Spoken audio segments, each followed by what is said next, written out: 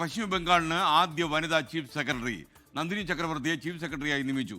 8 മുതിർന്ന IAS ഉദ്യോഗസ്ഥരെ മറികടന്നാണ് 1994 ബാച്ചിലെ നന്ദിനി ചക്രവർത്തിയെ ചീഫ് സെക്രട്ടറിയായി ബംഗാളിൽ നിയമിച്ചത്. ബൽറാം നെടുങ്ങാടി വിവരങ്ങൾ നൽകും ഡൽഹിയിൽ നിന്ന്. ബൽറാം, ഈ യഥാർത്ഥത്തിൽ സീനിയോറിറ്റി മറികടക്കാനുള്ള കാരണം എന്താണ്, പറയൂ.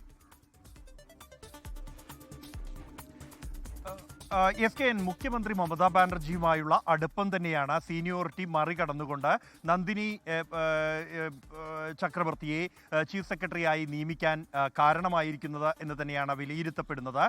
തെരഞ്ഞെടുപ്പിന് മാസങ്ങൾ മാത്രം ബാക്കിയുള്ളപ്പോഴാണ് മമതാ ബാനർജിയുമായി ഏറ്റവും അടുപ്പമുള്ള ഉദ്യോഗസ്ഥയെ ചീഫ് സെക്രട്ടറി സ്ഥാനത്തേക്ക് നിയമിക്കുന്നത്. അത് ആദ്യമായാണ് സംസ്ഥാനത്ത് ബംഗാൾ സ്വദേശിയായ ഒരു വനിതാ ചീഫ് സെക്രട്ടറി എത്തുന്നത് എന്ന പ്രത്യേകത കൂടി ഉണ്ട്.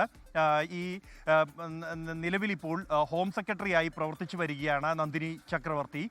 നേരത്തെ മുൻ ഇടത് സർക്കാരുമായി വളരെ അടുപ്പമുണ്ടായിരുന്ന ഉദ്യോഗസ്ഥയായിരുന്നു നന്ദിനി ചക്രവർത്തി എന്ന പ്രത്യേകതയുമുണ്ട്. നന്ദിഗ്രാം പ്രക്ഷോഭ സമയത്ത് വ്യവസായ വകുപ്പിൻ്റെ മേധാവിയായി പ്രവർത്തിച്ചു വരികയായിരുന്നു നന്ദിനി ചക്രവർത്തി. തുടർന്ന് എത്തിയ മമതാ ബാനർജി സർക്കാർ ഇവരെ അപ്രധാന പദവികളിലേക്ക് ഒതുക്കിയിരുന്നു കാലങ്ങളോളം.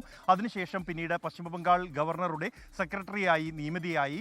സർക്കാരും ഗവർണറും തമ്മിലുള്ള പോരിൽ സർക്കാരിനോടൊപ്പം നിൽക്കുകയും ഗവർണർക്ക് എതിരായി നിലപാടുകൾ എടുക്കുകയും ചെയ്തതോടെയാണ് ആ പദവിയിൽ നിന്നും മാറുന്നതും തുടർന്ന് മുഖ്യമന്ത്രി മമതാ ബാനർജിക്ക് ഏറ്റവും പ്രിയപ്പെട്ട ഉദ്യോഗസ്ഥയായി മാറുന്നതും തുടർന്നാണ് ആഭ്യന്തര സെക്രട്ടറി സ്ഥാനത്ത് ഉൾപ്പെടെ നിയമിക്കുന്നതും ഒടുവിൽ ഇപ്പോൾ ചീഫ് സെക്രട്ടറി സ്ഥാനത്തേക്ക് എത്തുന്നതും. തെരഞ്ഞെടുപ്പ് അടുക്കുന്നതോടെ ഈ SIR നടപടികളുമായി ബന്ധപ്പെട്ടുകൊണ്ട് കേന്ദ്ര തെരഞ്ഞെടുപ്പ് കമ്മീഷനുമായി ഉൾപ്പെടെ നിരന്തരം സംഘർഷത്തിൽ ഏർപ്പെട്ടിരിക്കുന്ന ബംഗാളിൽ ഇത്തരത്തിൽ മമതാ ബാനർജിയുടെ മനസ്സറിഞ്ഞ് പ്രവർത്തിക്കാൻ കഴിയുന്ന ഒരു ചീഫ് സെക്രട്ടറി എത്തുന്നത് ഗുണം ചെയ്യും എന്നത് കണക്കാക്കി തന്നെയാണ് ഇവരുടെ നിയമനം എന്നാണ് വിലയിരുത്തപ്പെടുന്നത്.